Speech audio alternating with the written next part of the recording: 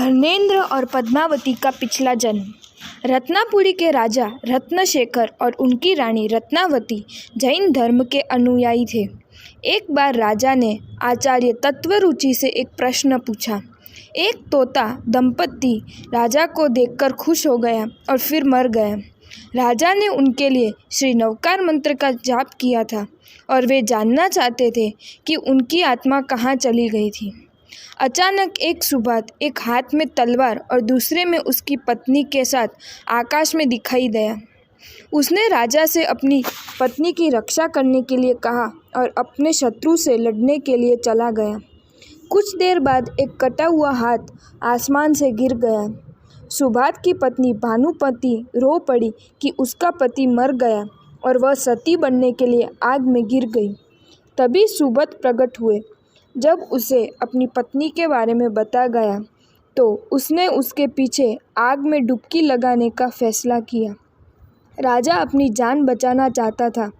सुभाष ने शर्त रखी थी कि उसे एक औषध का इनाम चाहिए। राजा अपनी 100 बेटियां और पूरी देने के लिए तैयार था। राज्य लेकिन सुभाष को नहीं रोक सका। धर्मेंद्र और पद्मावती जब प्रकट हुए, आचार्य तत्वरुचि को प्रणाम किया और राजा रत्नशेखर को आशीर्वाद दिया। आचार्य ने समझाया कि वे राजा के माता पिता राजा पुरंदर और रानी सुंदरी थे, जो एक पुत्र की इच्छा में अस्थायी रूप से जैन धर्म से भटक गए थे। राजा पुरंदर और रानी सुंदरी जैन धर्म से भटकने के लिए पश्चाताप करने में विफल रहे तो मरने के बाद उनकी आत्मा बार बार जानवरों के रूप में अवतार लेती थी, लेकिन वे हमेशा एक जोड़े के रूप में बने रहे।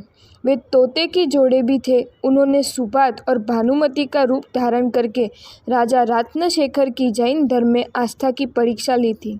नाग के रूप में अपने जन्म में राजा पुरंदर को राजकुमार पश्व की दया प्राप्त हुई, जिन्होंने अपने ज्ञान के साथ जन्म अग्नि में सांप की उपस्थिति देखी। राजा पुरंदर ने धर्मेंद्र के रूप में और रानी सुंदरी को पद्मावती के रूप में फिर से अवतार लिया।